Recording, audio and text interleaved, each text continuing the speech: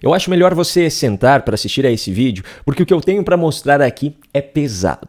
A confissão criminosa que Lula deixou escapar sem querer em um discurso, a mentira também de Lula que nenhum veículo de imprensa mostrou, mas você verá aqui o vexame de um representante da presidência do Brasil em um evento nos Estados Unidos e a conversa vazada que revelou a intriga entre Janja e o filho de Lula. Tudo isso você verá no vídeo de hoje.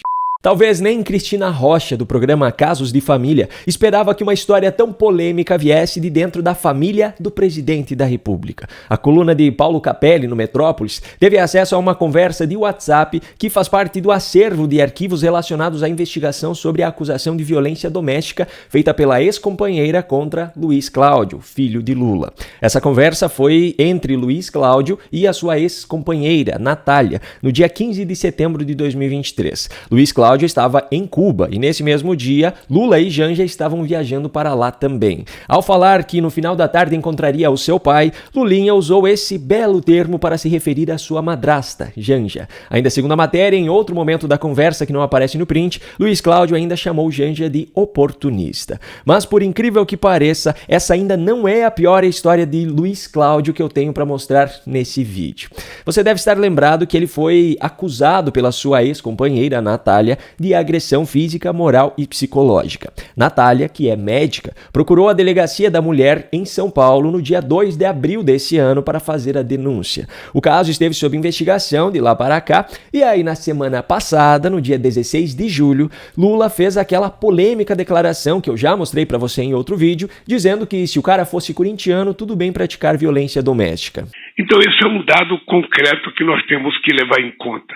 Hoje eu fiquei sabendo uma notícia triste, eu fiquei sabendo que tem pesquisa que mostra que depois do jogo de futebol aumenta a violência contra a mulher. Inacreditável.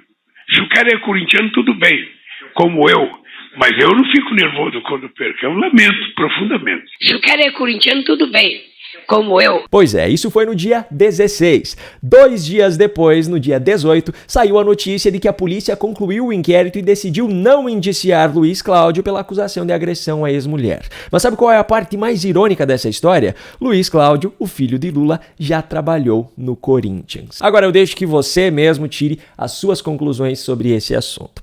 Bom, eu ainda tenho declarações talvez ainda piores de Lula para mostrar nesse vídeo, mas antes eu preciso mostrar o papelão que um representante dele passou nos Estados Unidos. Celso Amorim, que foi o ministro das Relações Exteriores de Lula entre 2013 e 2010 e hoje, no atual governo, ocupa o cargo de assessor-chefe da Assessoria Especial do Presidente da República, participou de um evento em Washington no final da semana passada e protagonizou essas cenas. Well, I don't agree with the way that women are treated in Iran, for instance, but I don't agree with death penalty, which still exists in the United States.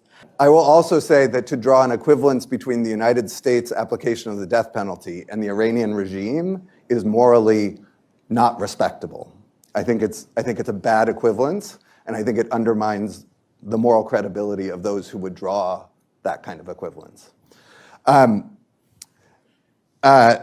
You won't destroy Russia. And so our objective is not to destroy, but what you're doing is in that direction. I don't know exactly what the solution is. I don't want to preach any solution, but there are, because if you go into history, it's very complicated. Those who don't obey the law like to talk about history instead. Agora, uma coisa é certa, pelo menos ele cumpriu bem o seu papel de representar Lula, pois parece que eu vi o próprio ali sentado falando essas asneiras. Enfim, agora chegou a hora de falar sobre o chefe. Na última sexta-feira, Lula discursou em 2 eventos. No primeiro deles, uma cerimônia para anunciar contrato de financiamento do BNDES às exportações da Embraer, Lula disse isso aqui. Passou 4 anos dizendo que encontrar uma caixa preta do BNDES, ele encontrou, foi o banco mais equilibrado desse país. Eu dizia sempre que o BNDES é tão duro, que só consegue pegar dinheiro emprestado no BNDES quem não precisa de dinheiro. Porque a exigência é muito grande, leva 150 dias, 200 dias para liberar o empréstimo. É por isso que a inadimplência é zero. A inadimplência é zero. É por isso que a inadimplência é zero. Deixa eu ler algumas manchetes aqui. Poder 360, no dia 27 de janeiro de 2023. Cuba e Venezuela têm 4,6 bilhões de reais em dívidas em atraso com o BNDES. CNN, no dia 23 de janeiro de 2023. Venezuela e Cuba ainda devem 529 milhões de dólares ao Brasil de empréstimos do BNDES. Nessa lista de devedores também está incluso Moçambique. Apesar de ter sido iniciada em 1997, essa parceria foi amplamente utilizada durante os governos do PT, mas para Lula, como ele disse logo que assumiu o atual mandato, a culpa da dívida era de Bolsonaro, que não soube cobrar. Enfim, o que mais me indignou nessa história não foi a fala de Lula, pois dele já não dá para esperar verdade nenhuma.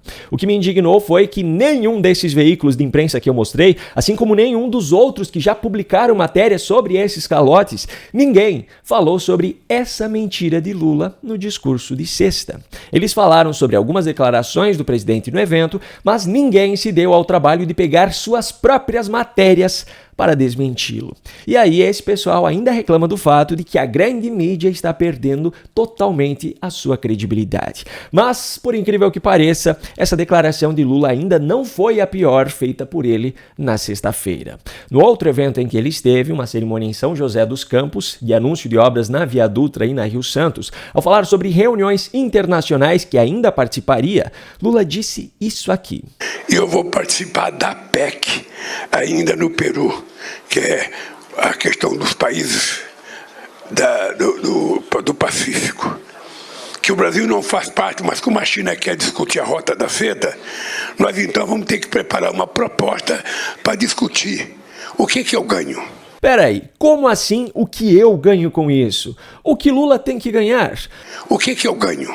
Não custa lembrar que essa frase saiu da boca do mesmo homem que foi condenado em 3 instâncias, depois teve suas condenações anuladas por decisão monocrática de um ministro que havia sido indicado, por sinal, ao cargo pela companheira de partido dele. Mas o fato é que, dentre os crimes que teriam sido praticados por ele, estavam as reformas no sítio em Atibaia, que não era dele, mas que ele usava, feitas por grandes empreiteiras que tinham contratos com o governo. E aí agora, ao falar sobre uma discussão entre Brasil e China, ele pergunta, o que eu ganho?